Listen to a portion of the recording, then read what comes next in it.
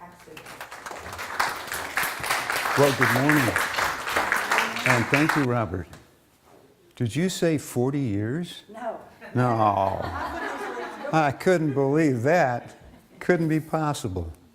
It went by very quickly. Now, our topic today is there are no accidents.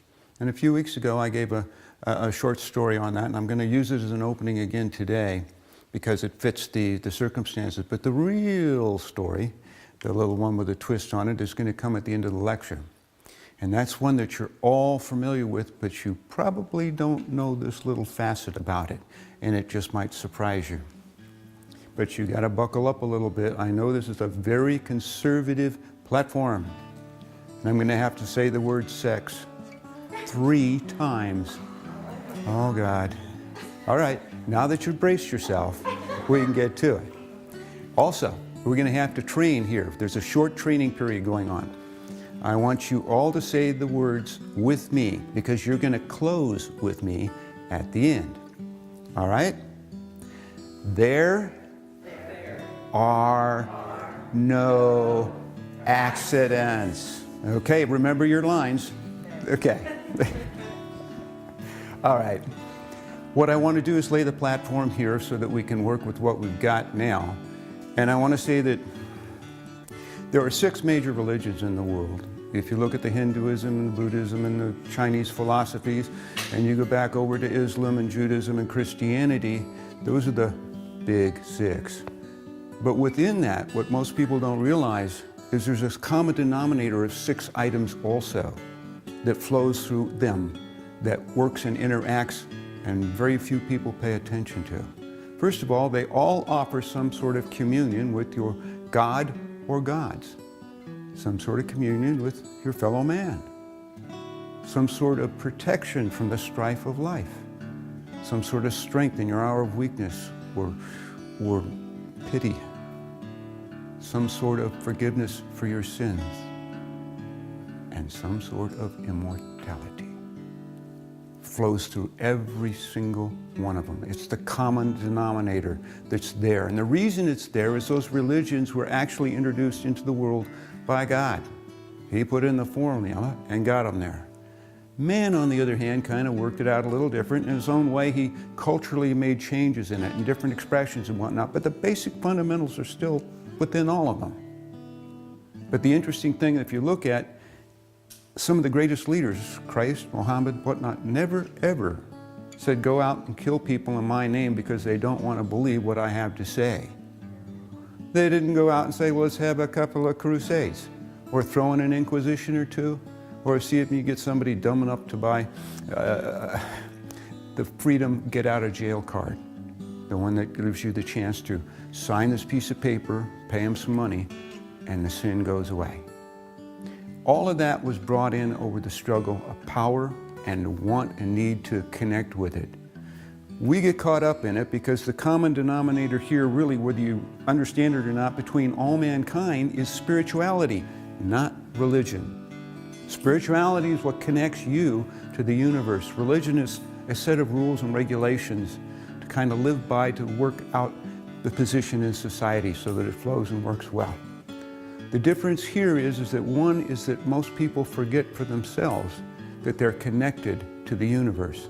And they forget that they really are here as a big, well, they're here as an opportunity to learn. This is a big school.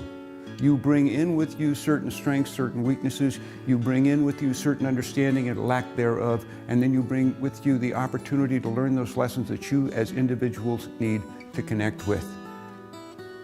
And the fact that you're here is not an accident. All the things that happen to you are not an accident. As trivial as it may seem, as good as it may seem, or as bad as they may seem. The actual coin of the realm in this dimension is spiritual growth, and that comes from your experiences and then processing that and growing from it. The way that you overcome your obstacles and work and go through the different things that separate you from what you're trying to accomplish give you that strength and understanding. They give you that knowledge and wisdom. You can't buy it. It only becomes there when you earn it. It has to be paid for. There's no free admission. What I'm saying is that also that you have to learn to be responsible for where you're at and how you got there. That every single day you made choices and decisions that got you right to where you are right here. And you also say, well, gee, how can you say there's no mistakes? I'm in the middle of a situation that I don't want to have anything to do with. I know I wouldn't have chose it, and I know I don't want to have to deal with it. But what people forget is their higher consciousness up here is looking at a game plan to get you that experience. And the person at this end is going through the very subjective end of it, of going through whatever that happens to be and going, why me?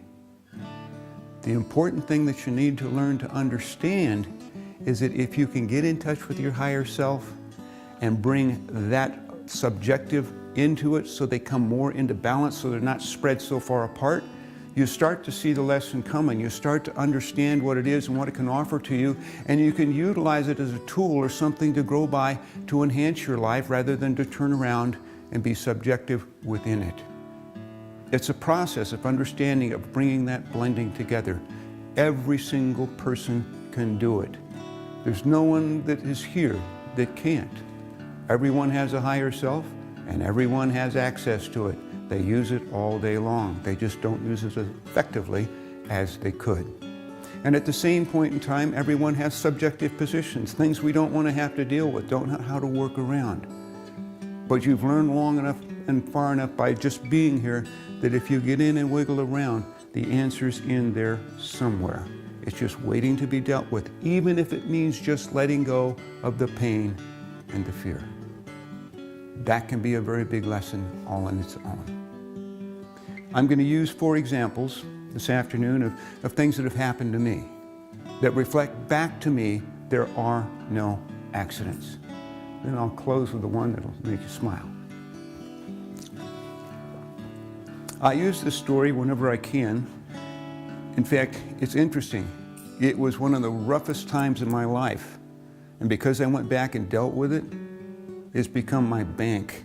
It's where I go when I want to understand something, learn something, see a different position, or utilize it to share an idea with someone else. It has gone from being the thing that almost pushed me off the planet to being my mainstay. Here's the story. I was a young man in college. I was in my 3rd year.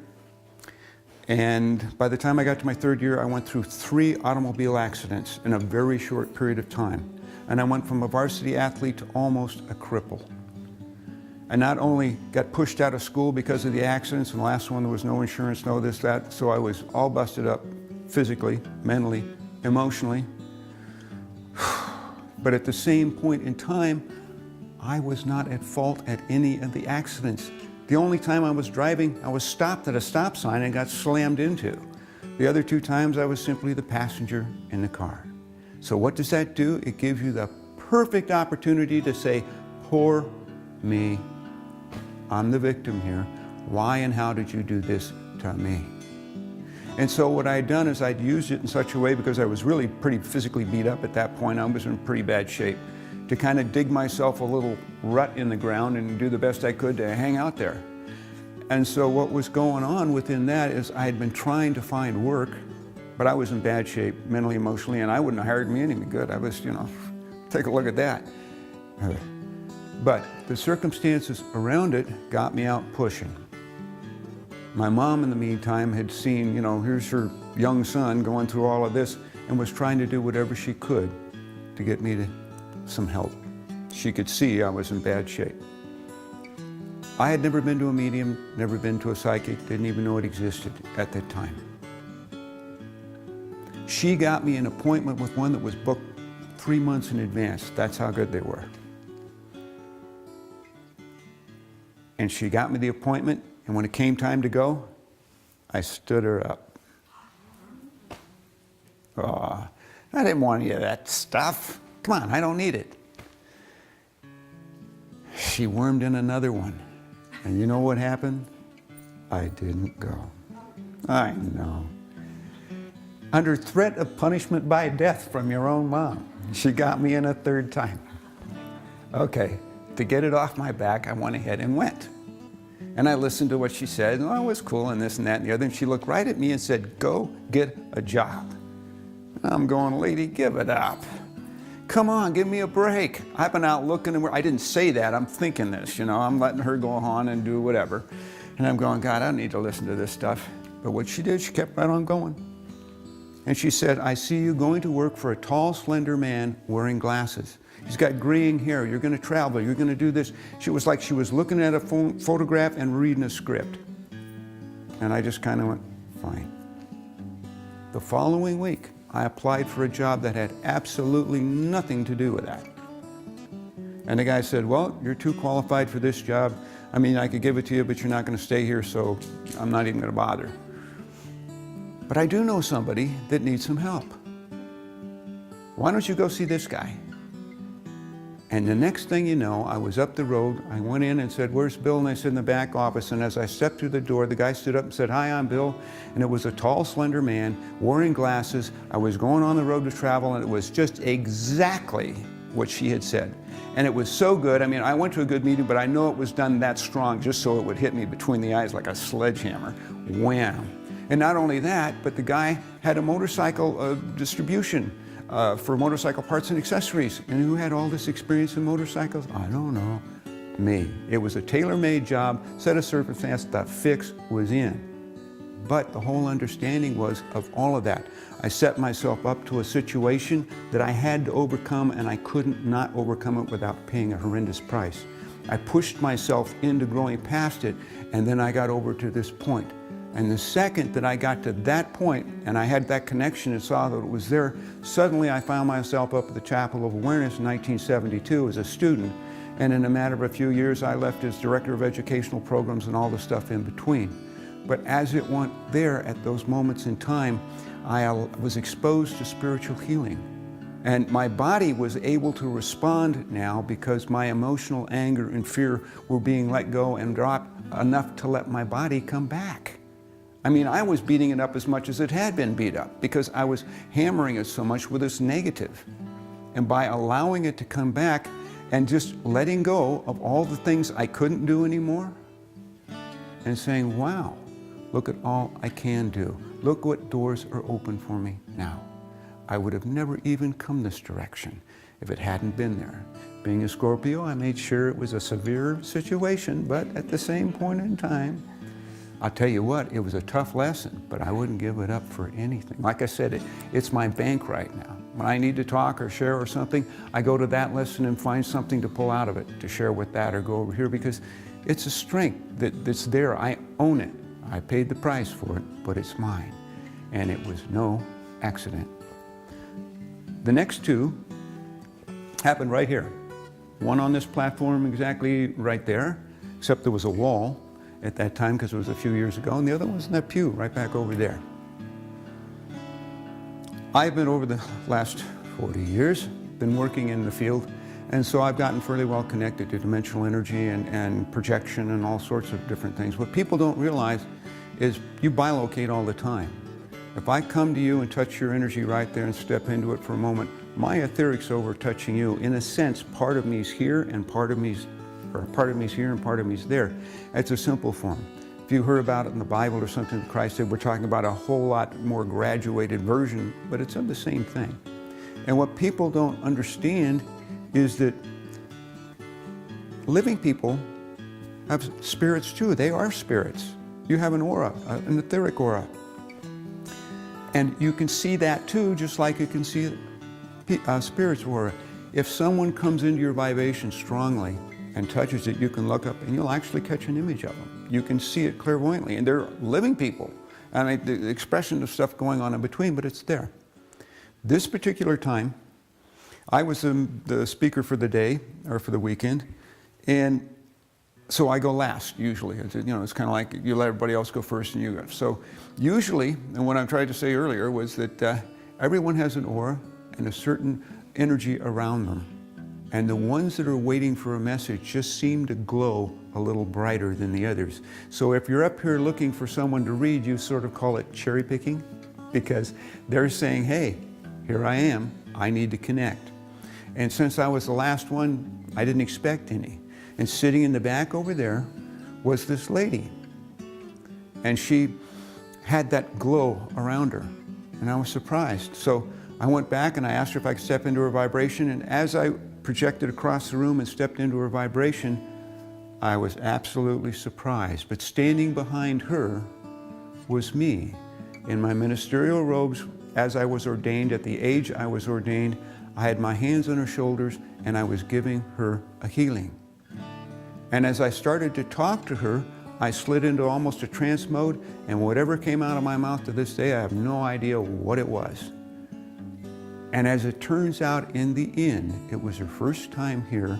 She was going through a crisis. She needed to hear some certain things and some certain energy, and I just connected with her at that level, and it happened.